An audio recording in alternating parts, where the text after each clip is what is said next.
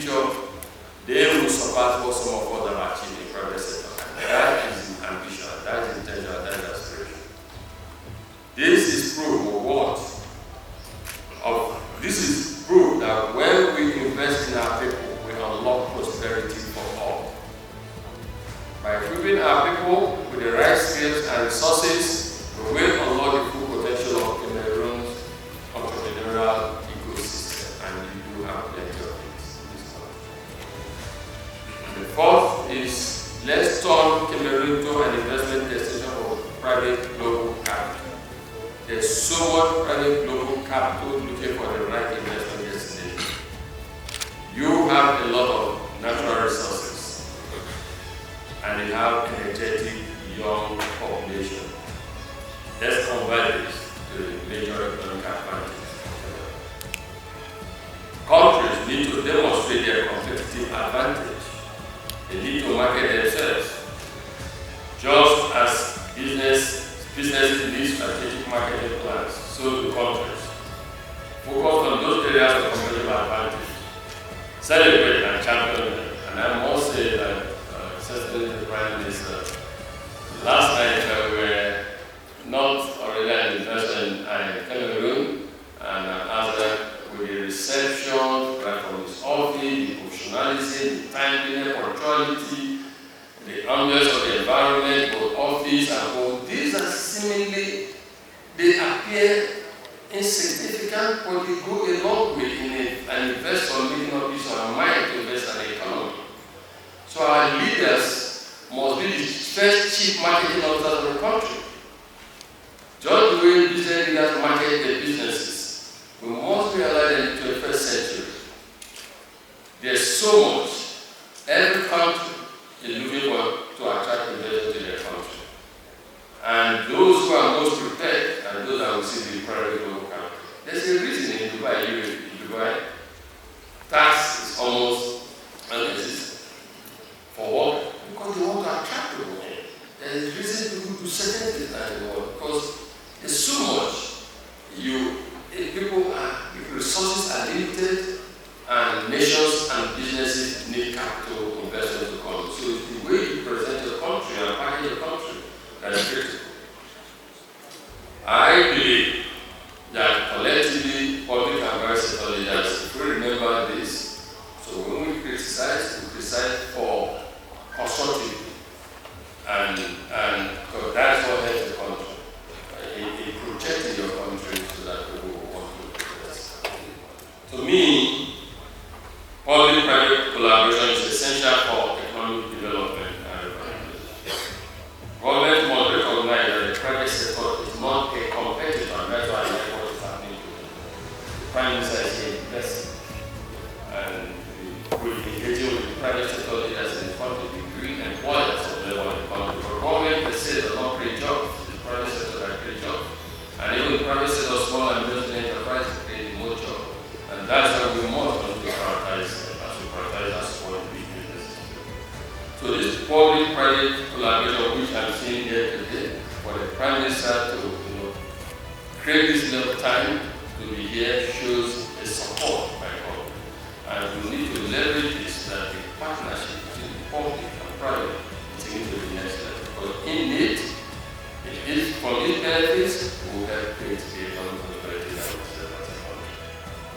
Government must recognize that private sector is not a competitor but a partner in economic development. Policies should not stifle businesses. Policies should enable and encourage business growth. Because businesses will help government achieve these priorities, these objectives. If the job creation, if businesses succeed, if the infrastructure, you put the right policy in place, private capital will invest in infrastructure. So we need in Africa to begin to realize that. Again, as I said, same interaction here, the private sector investing here, the government investing here, show that Cameroon is embracing this. We need pro-business reforms that reduces bureaucracy. Bureaucracy kills business.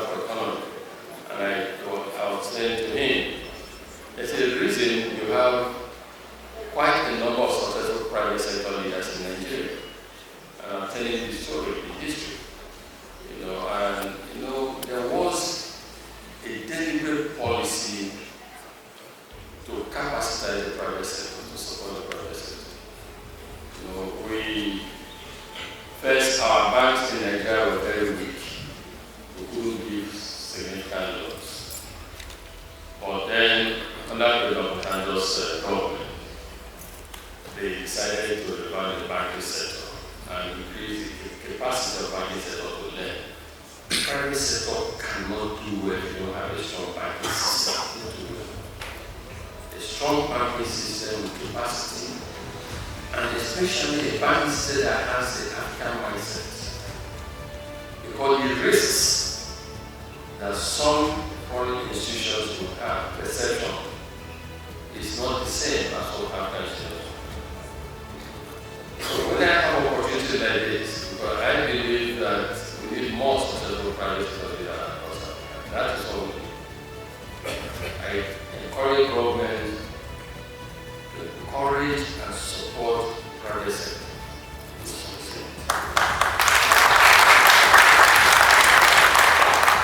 Because when they succeed, the benefits and the progress can be quantified. And it gives hope to others. You know, today we export cement. We have businesses that have cement plants in Nigeria. But at the time, we were totally dependent on cement. So this kind of policy, the president said to someone, why do you keep importing? Why don't you look into setting up a local plant? And then to the advice and of course there was a strong financial system to give loans. Loans that foreign institutions would never have taken. Those local institutions took at risk because they have a better risk perception or understanding of issues. They funded it, and today, I'm sure you know the person, it's a different level. Okay? So we need more of it, but it has to be intentional, that to believe it doesn't just happen by accident.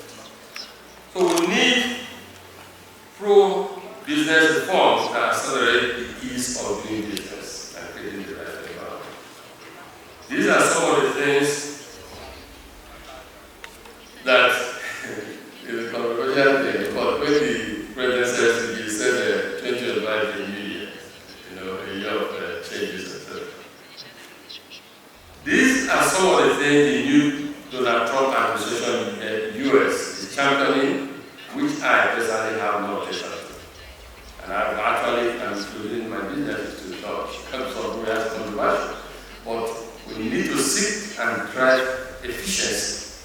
Efficiency helps in so many ways. So, private sector, what we do in private sector, and government creates the right environment for us operating. We must also know that it is in our best interest. It's an essential call. That we do well, we don't abuse the privileges, and we do well, and we realize that when we climb, we must not remove the ladder. That when we climb, we must let others climb also. This is one of the reasons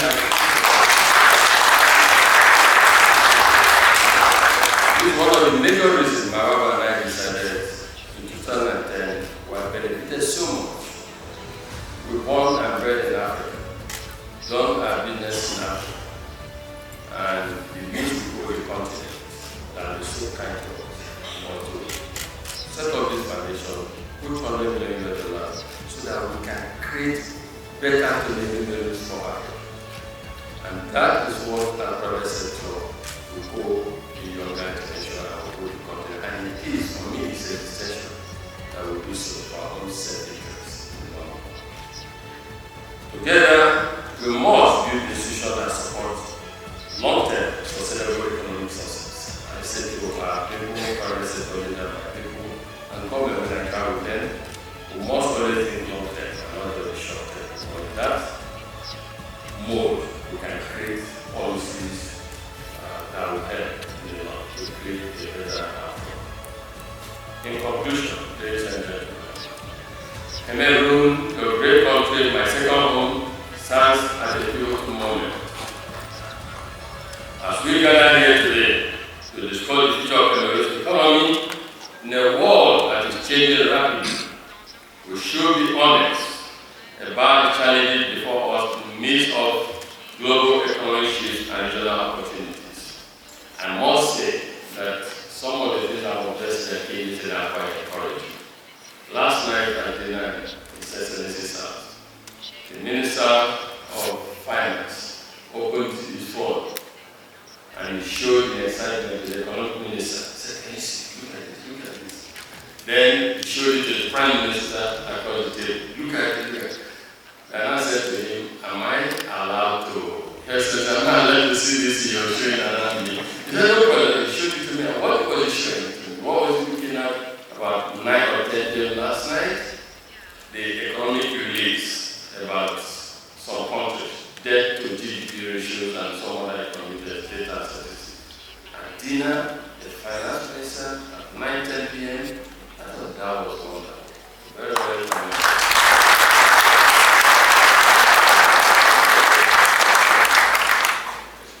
So this is very, very important thing I think we need to do.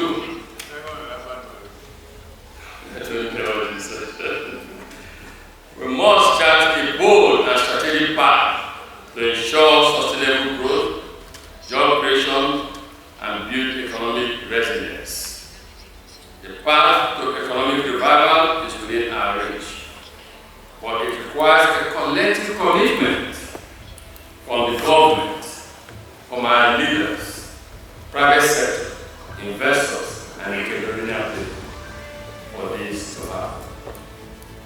At Elumelu, we believe in the 3 Ps.